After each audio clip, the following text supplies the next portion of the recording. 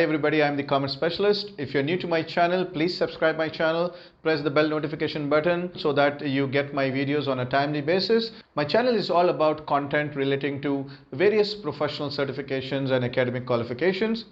In today's video, I'm going to talk about ISA, International Standard on Auditing 500, which is audit evidence. Guys, this topic is very relevant for ACCA F8 Audit and Assurance paper, ACCA P7 Advanced Audit and Assurance, students who are doing CPA, CIA and CA as well. Before we get into the discussion, we all know who are auditors. Auditors are the people who go and audit the financial statements of a company. All public limited companies and private limited companies are required by law to have their financial statements audited once in a year. So when auditors, they audit the financial statement.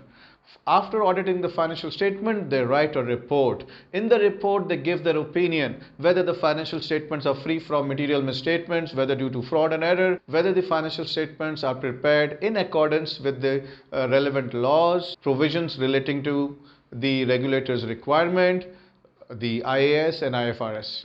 Now, here we need to understand when the auditors give their opinions are to be backed by some evidence. So as an auditor, I cannot say that in my opinion, the financial statements are not prepared in accordance with IFRS this, IFRS that, IAS this, or rules and regulations.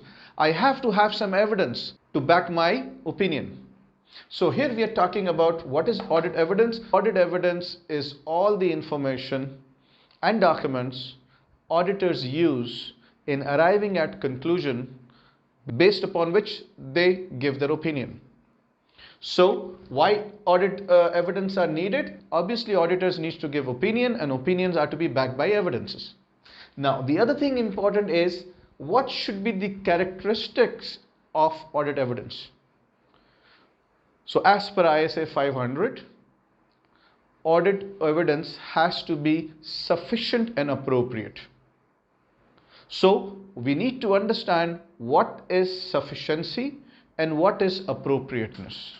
So if you look at appropriateness here, appropriateness is a measure of quality of the evidence.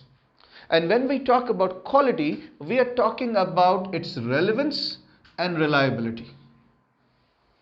So what is relevance of audit evidence? Relevance is basically the connection of evidence with logical purpose of the assertion in consideration. For example, we are talking about valuation of stock, audit of stock, closing stock. So if you're talking about stock, evidence, the relevant evidence which has some logical connection with closing stock could be a purchase invoice, could be a good received note, could be a good dispatch note, could be a credit note or debit note. You understand that? So that is what we are talking about, relevance. And relevance is a measure of quality. And relevance is very much related to the quality of the evidence. Is it relevant enough? Then we are talking about reliability. How reliable is the evidence? So when we are trying to measure the reliability of the evidence, we are talking about the source of evidence and the nature of evidence. We will discuss this. So what we need to understand is evidences need to be appropriate, which means it has to be a quality evidence. It must be very relevant to the discussion, to the audit, to the assertion we are talking about, and it should be reliable enough. The other aspect and characteristics of audit evidence is sufficiency. Basically, we call it sufficient appropriate audit evidence. So what is sufficiency? When we talk about sufficiency, we are talking about the quantity of evidence. So sufficiency is a measure of quantity of evidence. And how much and how many evidences we need depends upon the risk of material misstatement. What does that mean? If there is a higher risk of material misstatements in the financial statement, we need to have more evidences. But in no way the quantity of evidences can suffice for the quality of evidence. So we cannot have very low quality but many evidences and it can be considered as high quality. So please keep that in mind.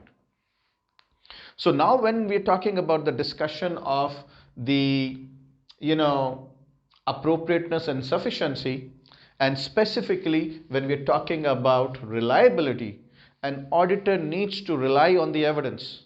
So as an auditor, how would you know whether this evidence is highly reliable or the reliability aspect is very low?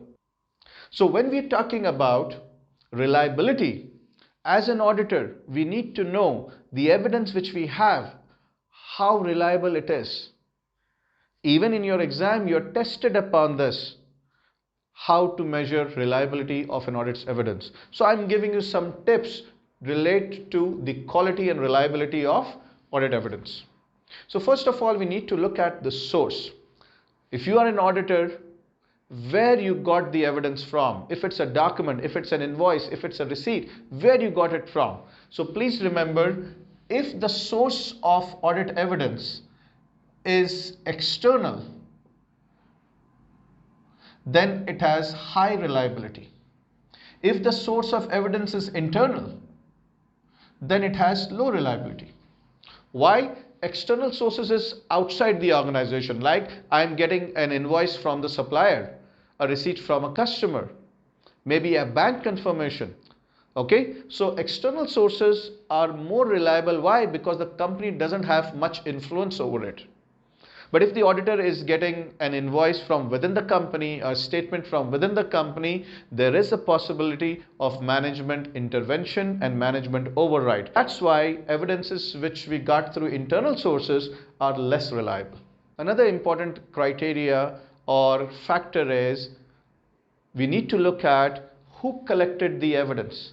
Was the evidence collected directly by the auditor, or it was given to the auditor indirectly by some employee of the company? So if the evidence was collected directly by the auditor, it is considered to be a high quality and reliable evidence. If it was given to auditor by somebody, maybe an employee of the company, so its reliability and quality will be low. So another thing to look at is the internal control. If the internal controls of the companies are efficient, robust and strong, any document produced would be of high quality. So if the internal control is efficient and strong, that means any evidence, any documents generated by the internal control systems, means financial controls, would be highly reliable.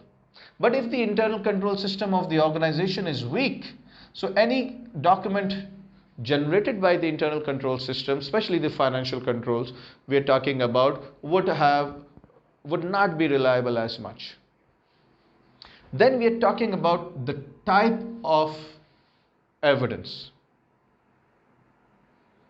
Type here means, is the evidence written or is it oral? Here we need to understand that auditors have the right to inspect all necessary documents in the client, whether they be financial statements or supporting documents, and they also have the right to question and inquire any employee in the organization, whether they be from senior management, middle management or junior management or lower level operational employees. So if you get a written evidence, means it's an invoice, it's a letter, it's in a written form, it is considered more reliable. Rather than I being an auditor, I question somebody, maybe the finance manager, about their financial policies. He gave me some explanation. That's oral. Later on, if I ask him to testify, he said, I never said that. So written evidences are always more reliable and of high quality. Oral evidences are less reliable and of low quality. Finally, we need to look at the nature. Nature means if we have an evidence, let's say it's a document, is it original or is it a copy? Please understand, original documents are considered very reliable and high quality. Photocopies are considered less reliable and a low quality. Why? Because there is a possibility that in photostated documents there can be alteration, falsification, whatever. So now, having understood some tips relating to the quality of evidence and reliability, you need to understand as an auditor, how do you collect information? How do you collect evidence? So there are certain ways you can go on collecting evidences, whether they be written or otherwise, internal or external, by inspection of records. As I told you, auditors have access to all the records. So you can inspect the records and get the necessary evidence information you need. You can also observe. I give you an example. In one of the companies I was in senior management, so the issue was about attendance, staff attendance, whether they're coming on time or not, because in the biometrics or in the attendance register, whatever we had then, everybody used to write exact timing of arrival. So once what I did is I went to the office, like, the reporting time for everybody was 9 o'clock. I was there 7:30 and I was sitting in my room, and that was far from, people cannot see me. So I just observed who's coming at what time. So that's a classic example of observation. Another example of observation in banks. If you talk about tellers who are working, the frontline people who are working, their supervisors are standing and watching them, observing them. Are they following the protocols? So observation is one way of getting evidence. Then we're talking about inquiry. As I said, auditors have access to all the documents and all the individuals working in the organization. So they can inquire about certain procedures, policies, methods, accounting policies. Yeah? Confirmations. Here it reminds me of ACCA 505, external confirmation. What auditors can do is, what if we are talking about the assertion in a financial statement, let's say bank balance. The company says this is the bank balance. They can confirm from the bank. If the company says we have this much receivables from XYZ company, auditors can go for external confirmation from the customers of the client. Ask them, confirm whether you owe this much to the company. So these are confirmations, one way of getting evidence. Then we are talking about recalculation. What if as an auditor I think that the company has not calculated staff benefits properly? They have not calculated the provident fund properly. They have not calculated depreciation properly. Now what to do? I will recalculate. Based upon the data given, I will calculate and I see whether I arrive at the same results, the same numbers. So that gives me one evidence to know whether the calculations are up to the mark or not. I can also go for reperformance. Reperformance, one example is checking the internal controls, especially the financial controls. I will go for test data. I will just try to input an invoice which is not of a supplier, which is on the panel of the company. Let me give you an example. Like we're talking about the procurement department, purchase department. Most of the companies have approved suppliers. Let's say I'm auditing a company X, they have 5 approved suppliers which are in their system. Now if you try to process an invoice from the 6th supplier, the system will not take it in. You will not be able to feed it in. But if you are able to do that, which means I try to reperform and see whether their internal controls are working or not, whether they are effective or not. So through this, I can get an understanding and evidence whether the internal controls are efficient, robust, or strong or not. Finally, we can also depend on analytical procedures. Analytical procedures, the best example is, for example, ratio analysis. You can work out certain ratios and see whether the connection between cost of goods sold and net sales and gross profit and net sales is which the trend supports. If not, that means there are certain issues. Probably there is aggressive earning management. So we can get some evidence through analytical procedures as well. Ladies and gentlemen, one important request please. I was looking at my channel analytics.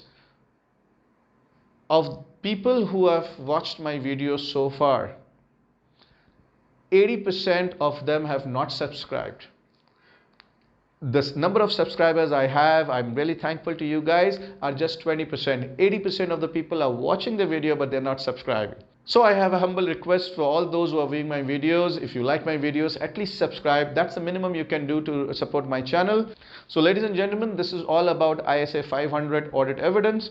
If you like this video, please share it with your dear and near ones so that others can also benefit. Thank you so very much for your precious time.